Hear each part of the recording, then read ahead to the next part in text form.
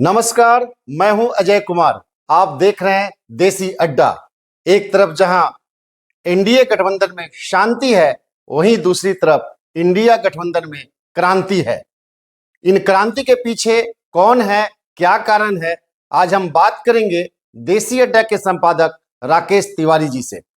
तो आइए हम बात करते हैं राकेश जी से। राकेश जी नमस्कार। नमस्कार आपको भी। राकेश जी, जहां एक तरफ एनडीए गठबंधन में पूरी शांति है और एनडीए गठबंधन काफी आगे निकल चुकी है, वहीं दूसरी तरफ अभी भी इंडिया गठबंधन में क्रांति छाई हुई है। इस क्रांति के पीछे क्या कारण है? देखिए, दोनों के चरित्र में मूल अंतर है। एनडीए में जहां भाजपा जैसी सशक्त सत्ताधारी पार्टी है, वही इंडिया में अभी जो जितने भी दल हैं, अलग अलग विचारों के और अलग अलग तरह के दल हैं, क्षेत्रीय दल है जिनकी महत्वाकांक्षा ज्यादा है। और इसीलिए आप इंडिया में क्रांति देख रहे हैं, जो जैसा आपने बताया।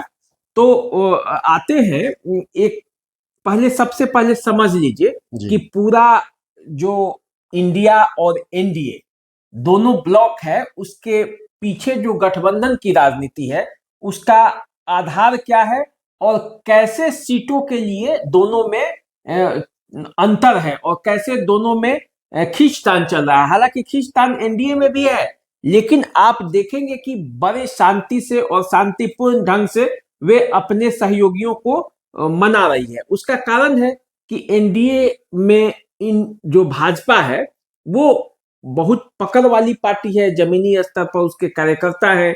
यदि उसके गठबंधन के साथी छोड़कर चले जाएंगे तो भी भाजपा पर बहुत ज्यादा असर नहीं पड़ने वाला है। फिर भी वो चाहती है कि एक जो माहौल है देश में इन एनडीए के पक्ष में, उसका उसको लाभ मिले और कोई ऐसा न लगे कि कोई उसको छोड़ के जा रहा है। दूसरे तरफ इंडिया जो गठबंधन है, उसमें अलग अलग तरह की पार्टियां हैं, क्षेत्रीय पार्टियां हैं। क्षेत्रीय पार्टियों का अपना आधार वोट कहीं खिसक के कहीं दूसरे के पास न चला जाए, लड़ाई इसकी भी है। अपना अपना पकड़ मजबूत रखना है अपने अपने राज्यों में, इसलिए ये पूरा खेल चल रहा है। अब देखिए, कांग्रेस को कहां कहां परेशानी है और कांग्रेस जो गठबंधन करने की स्थिति में है, वो कहां कहां असहज स्थिति में है। आप आ जाइए पंजाब। पंजाब में आम आदमी पार्टी चाहती है कि वो ज्यादा से ज्यादा सीटों पर लड़े, क्योंकि कांग्रेस का वहां से आधार खत्म हो गया है। आम आदमी पार्टी जो पिछली बार सत्ता में आई थी, वो चाहती है कि अब उसका पकड़ वहां मजबूत हो। दूसरी तरफ भाजपा और अकाली दल में भी समझौते की बात चल रही है। तो वहां आम आदमी पार्टी चाहती है कि जितना कम से कम सीट पर भाजपा को निपटा दिया जाए। ये एक बात हुई। दूसरा, दिल्ली। दिल्ली में भी आम आदमी पार्टी चाहती है कि कांग्रेस को सीट न्यूनतम दिया जाए। अब जो एक राष्ट्रीय पार्टी है जिसका आधार दिल्ली में भी रहा है और पंजाब में भी, उसको ये मुश्किलें आ रही हैं। अब आ जाइए बंगाल। बंगाल में ममता बनर्जी चाहती हैं कि कांग्रेस को मात्र 2 सीटें दिया जाए और पूरी सीट वे ले ले। वामपंथी दल भी गठबंधन में है। अब सीटों का कैसे समझौता होगा, इसी को लेकर खींचतान चल रही है। महाराष्ट्र में खींचतान चल रहा है कांग्रेस और उद्धव ठाकरे के बीच। सबका मूल कारण वही है। बिहार में भी लालू यादव और नीतीश कुमार दोनों के बीच खींचतान की खबरें हैं। हालांकि खबर यह भी है कि 16-16 सीटों पर दोनों दलों में समझौता हो गया है। बाकी 8 सीट कांग्रेस और वामपंथी दलों में बांट दिया जाएगा। इसी तरह से आप देखेंगे तो केरल में भी राहुल गांधी को वामपंथी दल कह रहे हैं कि अब वायनाड से न छोड़ के आप उत्तर प्रदेश में जाइए, जहां उत्तर प्रदेश में खुद कांग्रेस के पास चुनौती है। अखिलेश यादव कह चुके हैं कि वहां पे बड़ा दिल दिखाना चाहिए, समाजवादी पार्टी को ज्यादा मौका देना चाहिए। ऐसी स्थिति में जो गठबंधन की जो गांठ है, वो कहीं ना कहीं से ढीला पड़ रहा है। खींचतान काफी है, दलों में शांति नहीं है। एनडीए में जो शांति है, वो इधर आपको क्रांति दिखेगी। इस बीच जो नीतीश कुमार पूरा इंडिया गठबंधन के सूत्रधार थे, उनके बीच बीच में पलट जाने की खबर आ जाती है। अब इससे पूरी तरह से असमंजस की स्थिति बनी हुई है। और सीट शेयरिंग का मामला पूरी तरह से जो तीसरे बैठक में तय हुआ था कि जल्दी से सीटों पर सहमति बनेगा, जी। चौथा बैठक बीतते हुए 15 दिन से ज्यादा हो गए और चुनाव अब लगभग सिर पे आने वाला है। राम मंदिर के उद्घाटन के बाद कभी भी इसकी घोषणा कराई जा सकती है।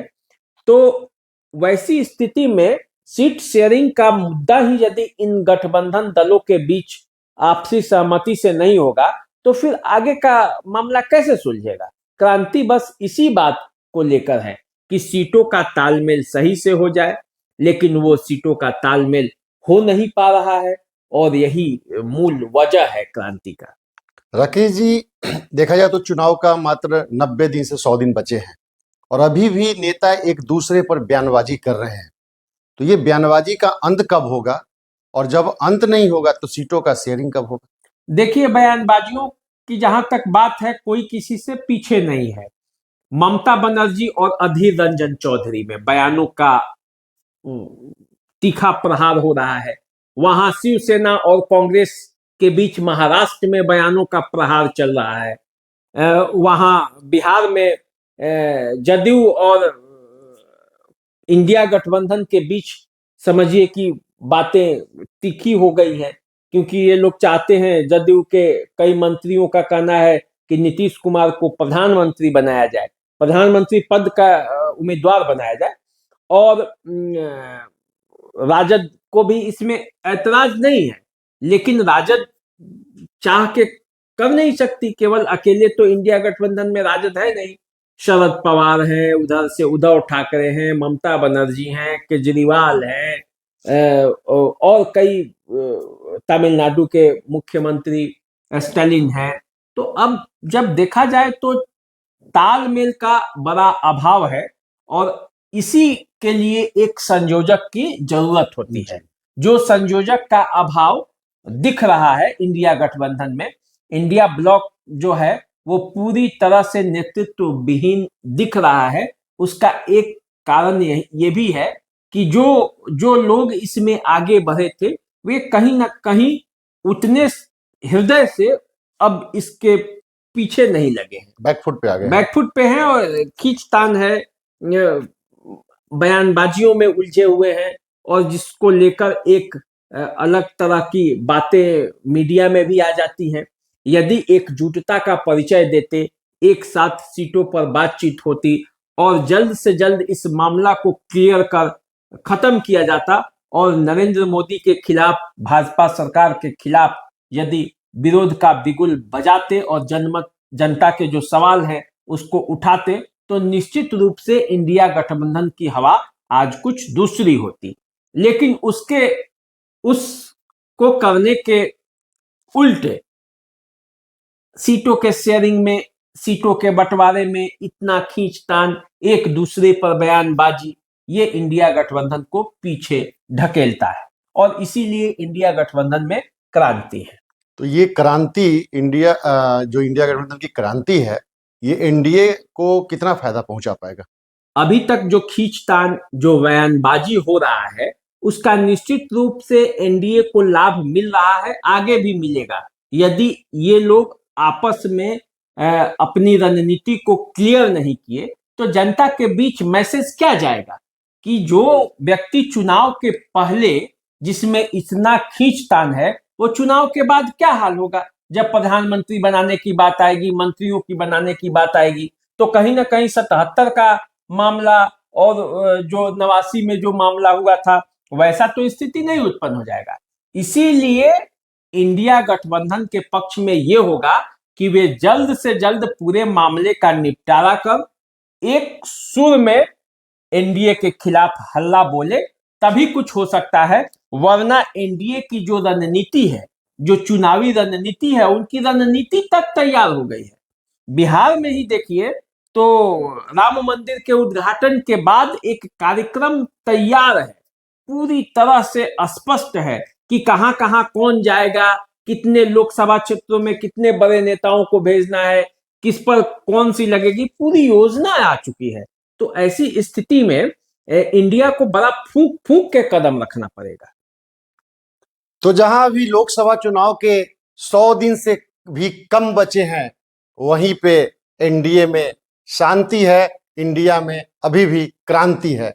ये क्रांति एनडीए को कितना फायदा पहुंचा पाती है, इन अपडेट को फिर हम एक बार लेके आपके पास आएंगे। तब तक के लिए नमस्कार। नमस्कार।